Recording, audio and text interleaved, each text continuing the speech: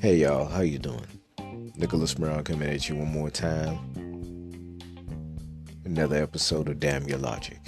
Tonight, I'm gonna get into voting and how much of it is a sham, How much of it is actually helpful and how much of it it's just a waste of time.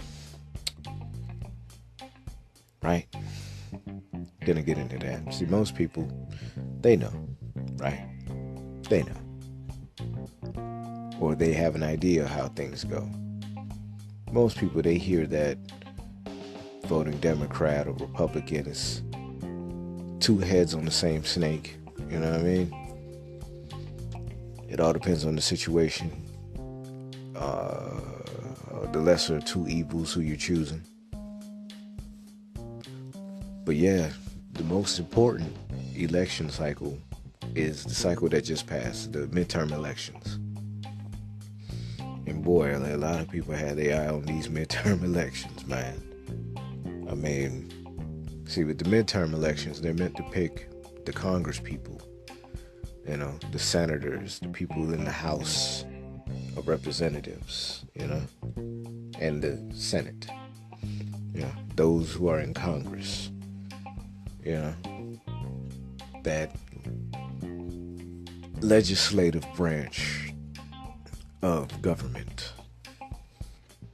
535 voting members, 100 senators, 435 people in the House of Representatives, right?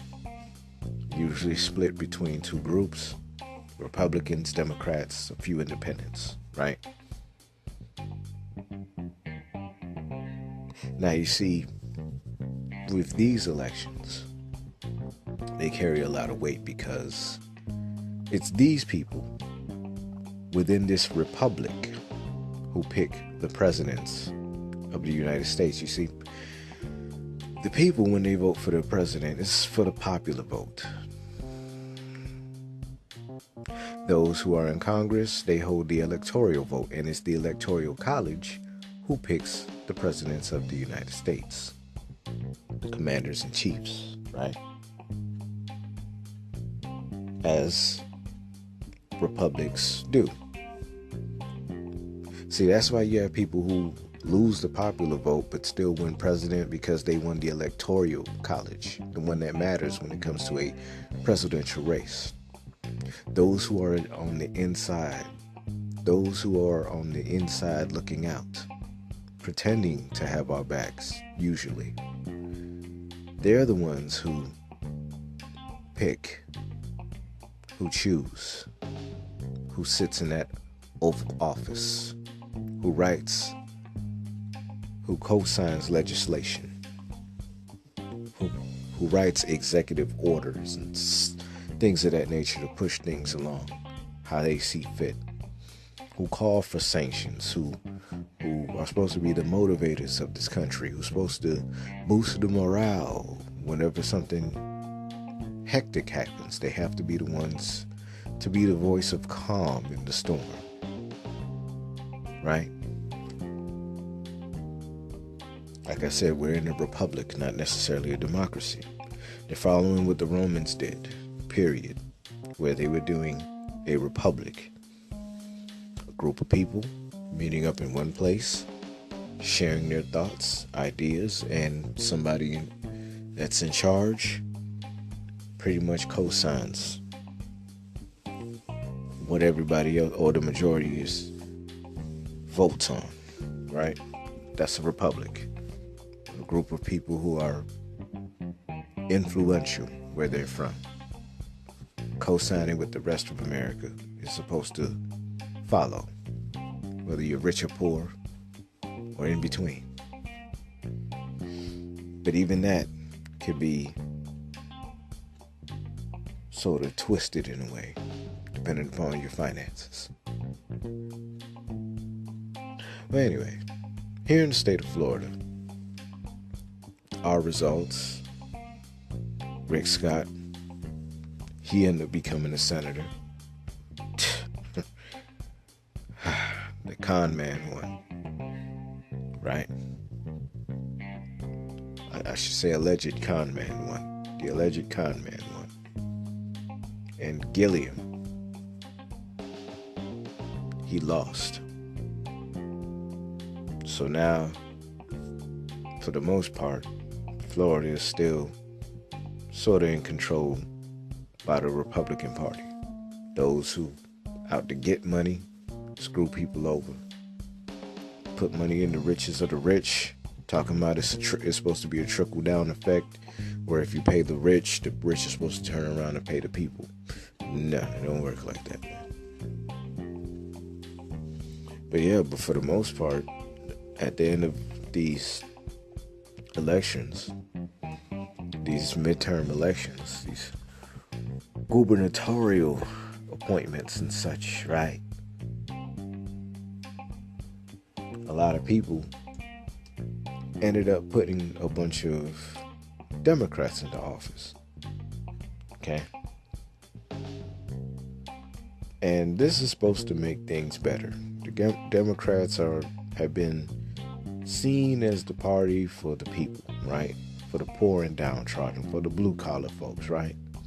That's the idea of it. That's what they say, right? Right. But you see, here's why voting is such a tricky thing, right? It's a tricky thing. For the most part, when it comes to voting, usually governments, they usually pay attention to stuff. And it's just like with companies and corporations. Whenever they see their fan base, whenever they see the general public mad about something that the corporation is doing, guess what the corporation does? It fixes the problem.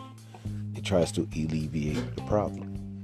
It placates to the angry mob because they don't want another French Revolution. They don't want a bunch of anarchy to go down.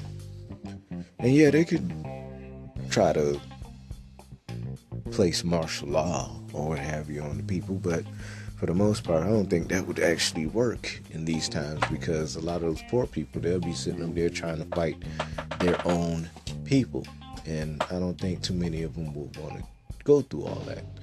But bottom line, when something goes down, the government or corporations or whoever that has a lot of sway with a lot of people that's mad at them, they're gonna side with the people just so they can quench some of the flames, water down some of the anger some people have. That's how it usually works. Whenever people are up in arms, that's when governments tend to act. But for the most part, most governments, especially the United States, they act like a corporatocracy in a way, meaning corporations have a huge amount of sway. What they say go, which will then make this country a supposed fascist government. Corporate fascism. I'm trying to say the words, but corporate fascist, period, right? That's what we're sort of facing, oligarchs in a way. Corporate or oligarchs that they contribute tons and tons and tons of dollars in political contributions, and in return they get kickbacks. They get tax cuts and breaks and stuff like that. They're able to tuck away $100 million extra.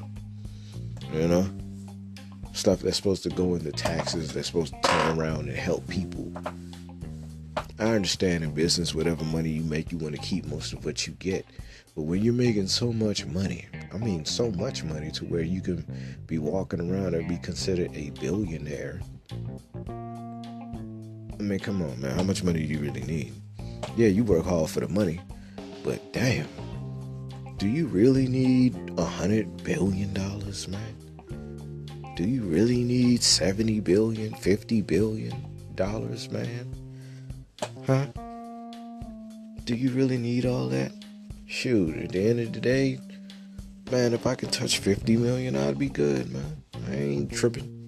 Hell, I can't take it with me. If anything, I would like for my family to try to figure out ways to expand upon what I built. But for the most part, I don't need no $1 billion or whatever. I mean, it's cool to aim for. If you can land it, you land it. But hell, how many mansions can you build? How many yachts can you buy?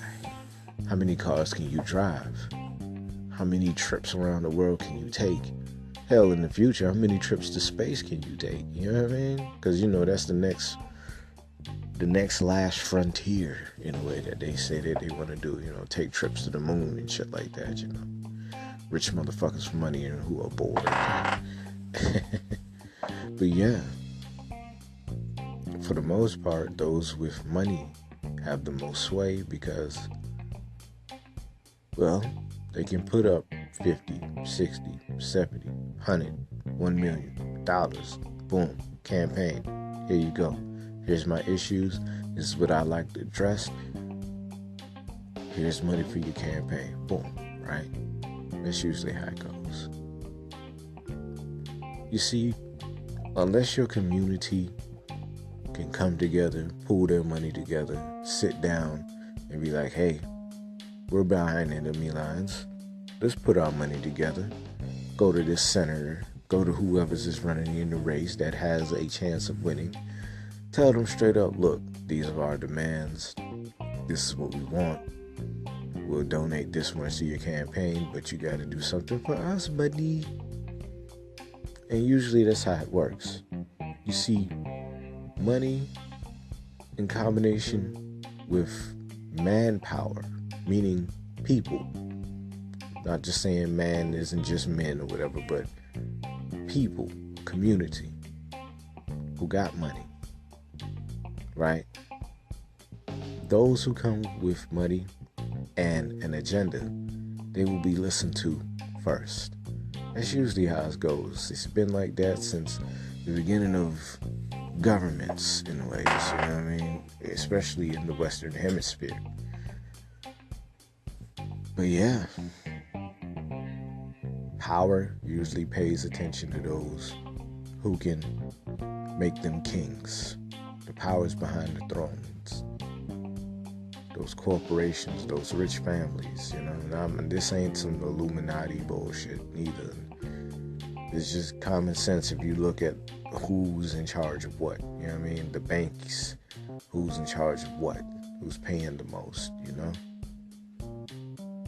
It's common sense, so it's no big secret on any of this, On who's in charge of what. Hell, they have the whole Bilderberg group that meet up, I think every year, once a year or something. Hell, that G20 summit, countries coming together and, discussing geopolitics and socioeconomic issues and things of that nature. But yeah, my bottom line, people who are shot callers and ballers, they meet up with each other. And they make plans of what they're going to do with their money and who they're going to give their money to that may serve their best interest. That's how it usually goes. But you see, here's the hope that a lot of people have. They think that, they just go to the ballot. Okay, I know a little something about the candidates. I like this person's personality. I like their smile. I like the fact that they have a nice family, whatever, right? They do whatever they can to try to butter up these people. You know what I mean? Iron out the wrinkles so they can present them out in front of the public. Like a bloody peacock or something, Yeah, but with most people, they think, okay, I got a chance to vote. I'll put in my vote for my senator, and hopefully my senator recognizes me because I voted for them. No, you gotta keep in mind, this is a capitalistic country. Hence, you have to think like a capitalist, aka a business person. You gotta come with something to the table, i.e. your vote and your money. Vote, your money. Those are the two things that hold sway at the most. Right? those are your bargaining chips. Most people don't have the bargaining chips. They just figure my vote is good enough. And in most cases, it is. But when it comes to picking those who are in charge, 9 times out of 10, your vote won't be enough. You got to have money, financial backing. That's why a lot of people fell in love with what Claude Anderson was saying. First we get as black folks, first we come together, support our businesses, build them up. Then we'll be able to step to politicians with our money and be like, hey, we like your agenda. We like you as a person.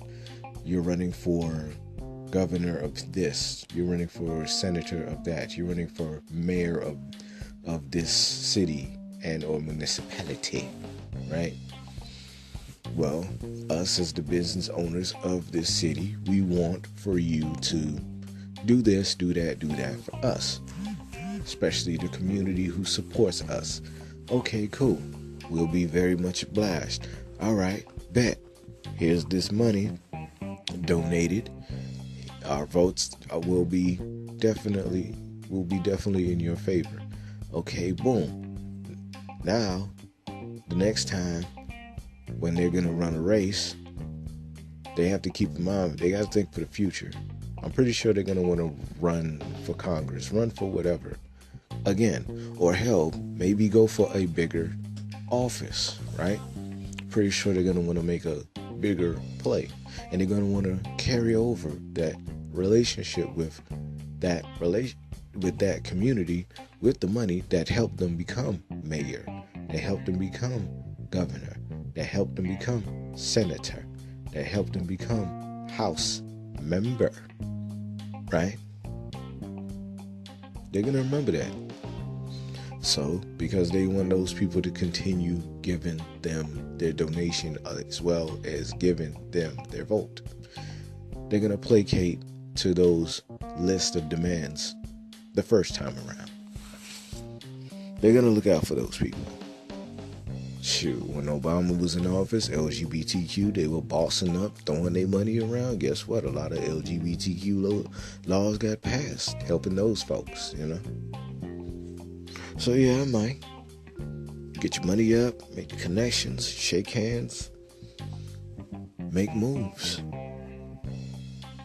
Pool your resources together. Pool your voting power together. Then you step to a president. Hell, maybe even form a organization, right? Hell, come together with a think tank in order to bring people together, form a sort of organization, a people's organization that says straight up, hey, the people have donated this much into our coffers that we can give to you. But you have to follow what the people say. Boom. See, that's the best way to go. And then eventually you can have your own police force, and then eventually you can have your own media outlets or whatever, radio, television, newspaper, online, But yeah, you set up your stages little by little, and then you make your move. But first things first, especially with black folks, we got to get our business up. We got to support our businesses first. And there are people who I've heard that negated this, saying that Dr. Claude Anderson's blueprint is outdated, it's antiquated in a way. And these same people, I ain't hear not one of these folks offer any kind of solution. It's one thing to shoot your mouth off saying that, oh, that's an old school way of thinking, this, that, and the third. Okay, what do you offer that's a better alternative? You hear crickets. All you hear is statistics and data, how things are bad, but you don't hear any solutions that replace what is seen as antiquated by somebody like Dr. Claude Anderson, by others who believe in that same rhetoric. See, in my opinion, I think we need to definitely start buying black a lot more. And those of us who are black business owners, we need to focus on making better product, having better service, top of the line at all times, to the best of our ability, right? I believe that we need to pool our money together, and it should start by, it's just a suggestion, to dip our toes in the water, right? I say that during Black History Month, every February, right? February, however you say it, right? I think us as a people, every week of that month should find 1 or 2 Black-owned businesses and buy something from them. Just to dip our toe in the water. That whole month, we should focus on trying to buy mostly Black during that month. I mean, if you ain't got no Black-owned supermarket that you can go to, go to Walmart or something. Cool, whatever. But if you're in Walmart, you recognize a product that's Black-owned, cop that, buy that. You know what I'm saying? Just put it in there. Figure out a use for it. Even if you haven't used it before, figure out a use for it. You know what I'm saying? Or go online. There's plenty of online businesses and boutiques and such. Support them. Get an item or two, right? Try to get a few items during that month from people with Black-owned businesses. That doesn't sound like a lot, but it could be the start of something. During Black History Month, we should buy 1 to 4 products to get started, to be toe in the water during that whole month, right? And let's see what happens. Hell, some people might carry it over and be like, hell, I might buy one. I kind of like these people who I looked up who has a Black-owned business. You know what? I'm going to go back to them. And next thing you know, more and more Black businesses get that support, right? More and more people get talked about. Like, hey, I discovered a Black-owned business online. They're stationed in Chattanooga, Tennessee or something like that. And I'm going to buy from them again. I think you should too, man. They have a nice t-shirt line. They have a nice shoe line. They have a nice hair product line. They have a nice audio book line or what have you, right? Bottom line, more people buying, telling other people, and then other people buying from that person. Next thing you know, it becomes a habit. Now, you feel comfortable buying from your brother and sister. You feel comfortable doing that.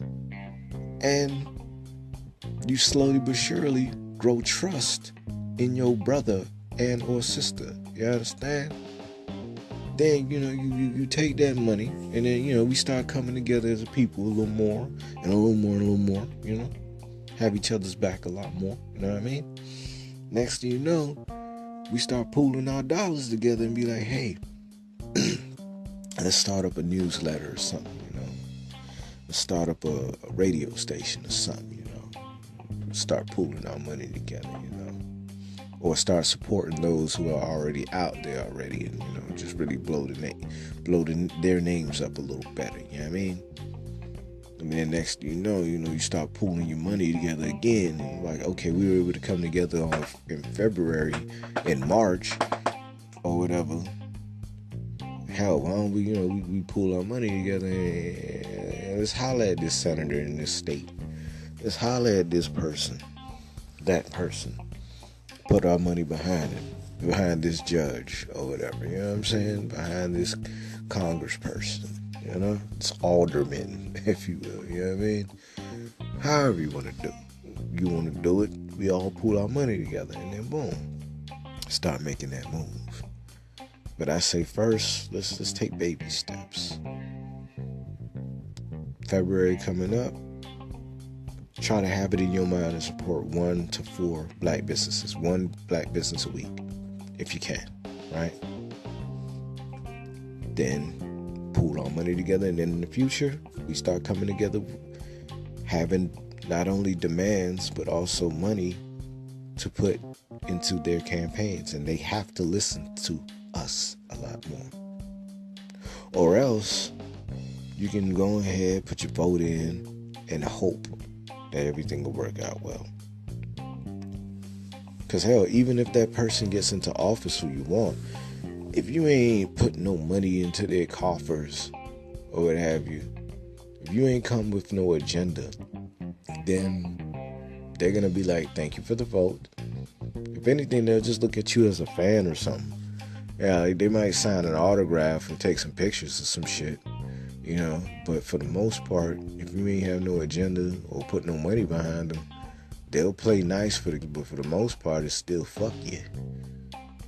That's how I usually go. I mean, that's how I see the shit. You know what I mean? But if you have an agenda, your money is backing them, guess what? They're going to more listen to you. They're going to pull strings to look out for you. You know what I mean? They're going to put in a good word to try to have your back whenever you want something with your business or whatever moves you got planned or whatever. You know what I mean? But it all starts with coming together, pooling our money together, and then being a more unified front. Other than that, you pretty much just voted in somebody who's just gonna act like a rock star, pretty much. They'll thank you for the vote, but still look at you like you ain't shit when you leave. Why? Because you ain't, A, you didn't have any money to give them, and B, your agenda is all out of order. Whatever they choose is gonna be your agenda. Go says the Republic, right? So yeah, that's my 2 cents on all of this voting stuff.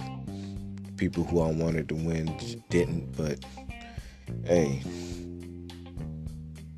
I just hope in the future that these people in Congress, those who are in charge of this republic for the time being, right, who are managing this republic, you know, their states or whatever, right? These leaders, so-called, right? I just hope that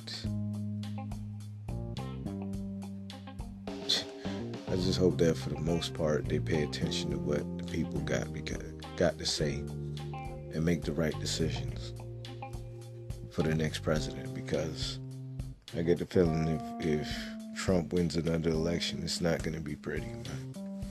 It's not going to be pretty, and I don't want to see how that shit looks like. Shit, whatever money I can make from here up until then, shit, I'd rather haul ass go to, stay with my family in Jamaica. I ain't got no time for this bullshit. I ain't got no time for no race wars. I ain't got no time for none of that fuck shit. You know what I'm saying? I mean, it's fucked up, but hey, man, I ain't got no time for that.